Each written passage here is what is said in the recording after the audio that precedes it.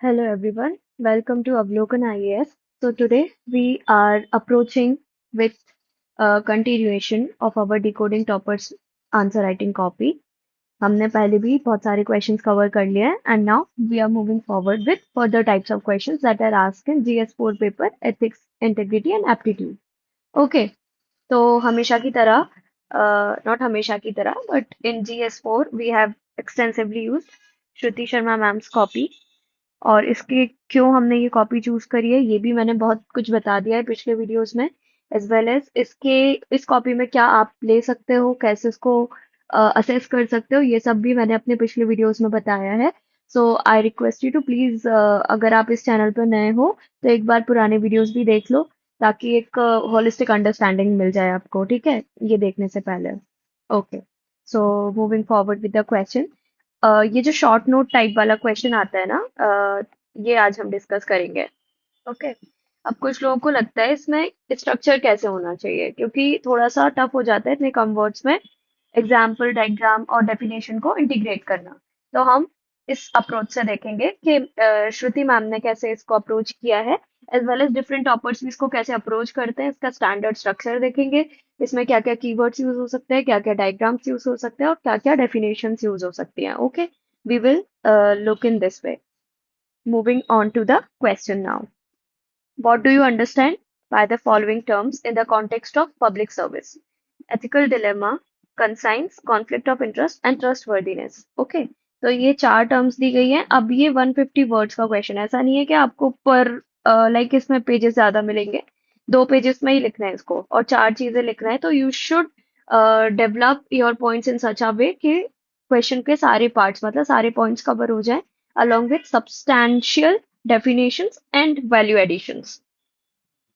Okay तो ये बात याद रख के हमें अपना आंसर पे अप्रोच करना है लिखने से पहले एक स्ट्रक्चर माइंड में बैठ जाना चाहिए अगर एक स्ट्रक्चर माइंड में बैठ जाता है ना तो द थिंग इज कि आप उस चीज को अच्छी तरीके से लिखते हो ओके अच्छी तरीके से लिखना मतलब presentation space and usage of words ये तीन चीजें बहुत इंपॉर्टेंट है in writing your answer okay तो moving on to the question now again ये हमने देख लिया ये चार पॉइंट्स हैं पहला एड्रेस किया है एथिकल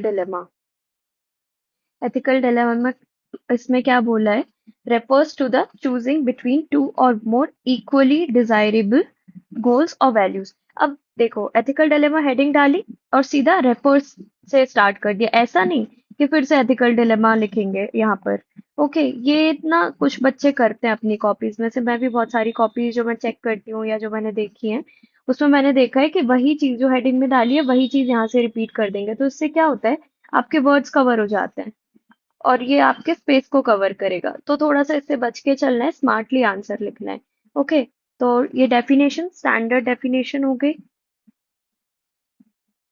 ओके फिर एग्जाम्पल ऑब्जेक्टिविटी कम्युनल हार्मनी अब पब्लिक सर्विसेज से एग्जाम्पल दे दिया कि for as civil servant objectivity और कम्युनल हार्मनी के बीच में कैसे बैलेंस चलाना पड़ेगा ये क्या कहलाएगा एथिकल डिलेमा ओके और spreading a true feet face sorry spreading a true fact which can cause communal right okay अब एक जैसे एग्जाम्पल एक कोई फैक्ट है जैसे कोई एक पर्सन है वो अ, अपने जो ट्रांसपोर्ट में या अपनी कार में ऑब्जेक्शन लेबल कुछ आइटम लेके जा रहा है that is harming the sentiments of other community तो है तो ट्रू फैक्ट बट इसको भी बचाना पड़ेगा ना for what communal harmony right तो ये भी एक एथिकल डायलेमा है ओके अब इन्होंने एक डायग्राम भी इनकॉर्पोरेट किया है यहाँ पर ओके बहुत सारे लोग ऐसे टाइप के क्वेश्चंस में स्पेस से इतना स्ट्रगल करते हैं कि डायग्राम इनकॉर्पोरेट करना छोड़ो एग्जाम्पल भी अच्छे से नहीं ला पाते but how you can do this beautifully is very explained है ओके तो ये थोड़ा सा हम स्ट्रक्चर अपने मन में एक आइडियल स्ट्रक्चर की तरह रख सकते हैं कि ऐसे हम अपने आंसर को अप्रोच करेंगे प्रिंसिपल्स वैल्यूज इमोशंस उसके बीच में आता है एथिकल डायलेमा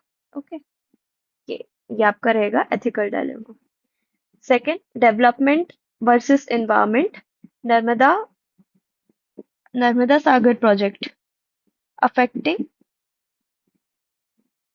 इन्होंने मतलब दो एग्जाम्पल दिए हैं इसमें okay Narmada Sagar project affecting environment, मतलब प्रोजेक्ट भी इम्पोर्टेंट है फॉर इकोनॉमिक डेवलपमेंट पर इन्वायरमेंट को भी अफेक्ट कर रहा है, तो it is also an ethical dilemma.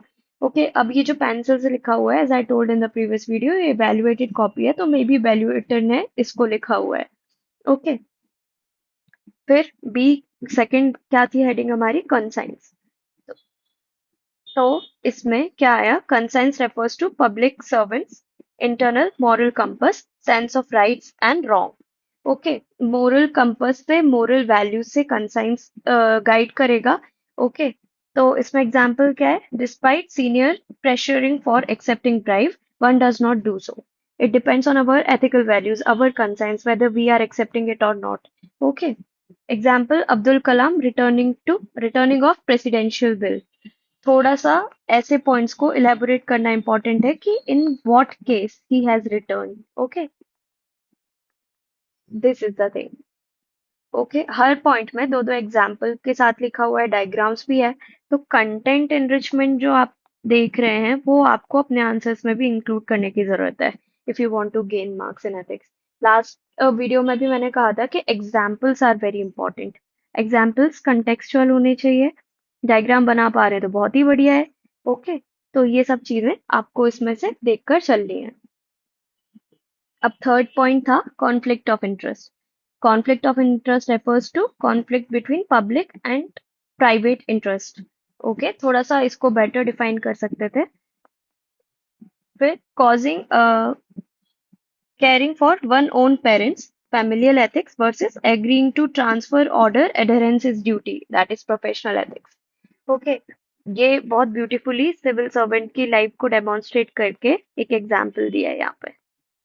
और इसके अलावा क्या एग्जाम्पल आ सकते थे कॉन्फ्लिक्ट फॉर इंटरेस्ट में, जजेस रिक्यूजल फ्रॉम केसेस।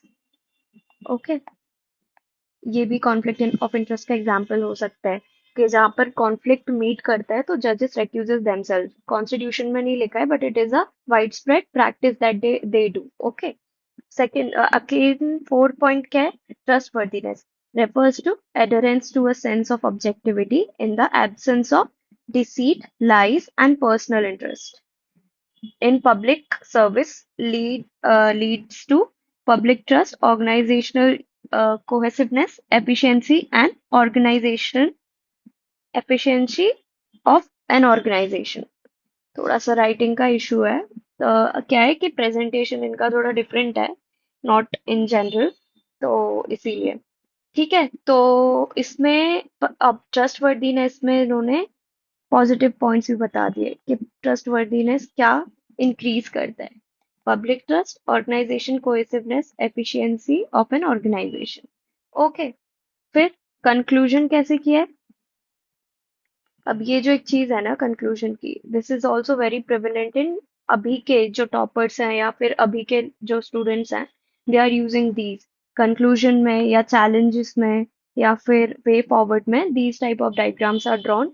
जब स्पेस का दिक्कत हो ना, तो ये वाले ऐसे डायग्राम्स बना सकते हैं। Okay, in all above four cases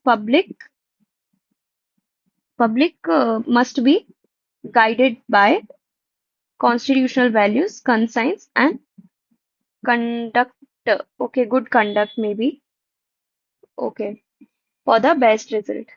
ठीक है, थोड़ा सा प्रेजेंटेशन पार्ट में प्रॉब्लम है, बाकी इट्स गुड। पॉइंट्स बहुत अच्छे से हैं, डिमांड को बहुत अच्छे से एड्रेस किया है, ऑब्जेक्टिविटी बहुत है। ओके, फिर डायग्राम्स भी है, मोनोटोनस आंसर नहीं है, ये बेनिफिट्स हैं इस आंसर के। अब इसमें से मैं चाहूंगी कि जो एग्जाम्पल्स हैं that you can coat in your answers, उसको आप नोट डाउन कर लो। जो डायग्राम्स है उनके लिए एक सेपरेट सेक्शन बना लो, पुट दीज डायग्राम्स देयर। ठीक है, क्योंकि ये डायग्राम्स जनरली कहीं पे कंपाइल्ड ऐसे मिलते नहीं है, तो आई सजेस्ट कि अगर आप वीडियो देख रहे हो तो please do this for yourself. अब जनरली ऐसे टाइप के क्वेश्चन में ना कंक्लूजन लिखना बहुत टफ हो जाता है, तो आप इसी टाइप का कंक्लूजन लिख सकते हो कि जो भी चारों पॉइंट्स में कॉमन हो, कि ये पब्लिक सर्विसेज के लिए अच्छा है, ये सिविल सर्वेंट्स के लिए बेसिक एथिक्स है, ऐसे टाइप के कंक्लूजन आप अपने आंसर में डाल सकते हो। While also seeing these videos, try to write questions from yourself as well, ताकि थोड़ा brainstorming, थोड़ा structuring और थोड़ा practice हो। है ना, it will be beneficial to you in the long run. अब इन एथिक्स क्या होता है कि बहुत टाइप के क्वेश्चंस होते हैं, है ना। जैसे हमने ये देखा, डेफिनेशन बेस्ड क्वेश्चन होते हैं। इसमें आपको 4 से 6 क्वेश्चंस दिए जाते हैं और you can write short notes on them. ठीक है, तो अब शॉर्ट नोट्स में क्या क्या होना चाहिए? Definition plus example plus diagram, हमने जैसा कि पहले देखा। इसमें इंट्रोडक्शन और कंक्लूजन का इतना पार्ट नहीं होता, but if you can add, you should. Okay, फिर कौन से होते हैं? नॉर्मल क्वेश्चंस, जो जैसे जीएस क्वेश्चंस होते हैं, जीएस बेस्ड क्वेश्चंस। ओके, ये होंगे। जनरली एथिक्स के क्वेश्चन अगर आप देखो तो बहुत लेंदी होते हैं, तो उन क्वेश्चंस को इंटरप्रेट करना, that plays a major part. अब इंटरप्रेट करने के लिए आपको ना पीवाईक्यूज देखने पड़ेंगे और थोड़ा पीवाईक्यूज पे ब्रेनस्टॉर्मिंग करनी पड़ेगी। क्या होता है कि हम क्वेश्चन पढ़ के समझ तो लेते हैं, but not able to link with the syllabus, है ना। तो हमें क्या सीखना है कि सिलेबस को कैसे लिंक करना है उस क्वेश्चन से, क्योंकि अगर कुछ समझ में नहीं आ रहा ना, तो this becomes very handy to you. Syllabus पता होगा तो अच्छे से आप उसको इंटरप्रेट भी कर पाओगे। फिर आते हैं statements based question. Okay, statement based में क्या होगा कि कोई भी एक किसी भी पर्सनालिटी का स्टेटमेंट दे दिया जाएगा and you have to write. अब इसमें दो टाइप के होते हैं, या तो आप पैराग्राफ फॉर्म में आंसर कर सकते हो या फिर अगेन पॉइंट वाइज फॉर्म में आंसर कर सकते हो। अब हम कमिंग क्वेश्चंस में देखेंगे कि कैसे स्टेटमेंट बेस्ड क्वेश्चन को हमें हैंडल करना है। अभी हम ये टाइप के क्वेश्चंस देख चुके हैं अपने प्रीवियस वीडियोस में। अब हम देखेंगे statement based question plus case studies, इसको कैसे हैंडल करना है। ओके, ठीक है। तो केस स्टडीज में भी डिफरेंट पैरामीटर्स होंगे, स्टेक होल्डर्स अप्रोच होगा, और कैसे इंट्रोडक्शन कंक्लूजन लिखेंगे, we will see in the case studies from toppers copy. अब मोस्ट ऑफ द पार्ट जैसे कवर हो चुका है कि कैसे सिलेबस कवर करना है, कैसे पॉइंटर्स कवर करना है, बट ये कुछ टाइप है जो हम आगे डेमोन्स्ट्रेशन से ही देखेंगे और उसको समझेंगे। For the time being, I request you to please all subscribe the channel. Please like, comment, and share the videos with other people as well if you think it will be helpful for them. और जो भी आपके queries हो, comments हो या needs हो, you can write in the comment section below so that we can get a fair idea and navigate according to your needs. Okay. So thank you and have a very good day.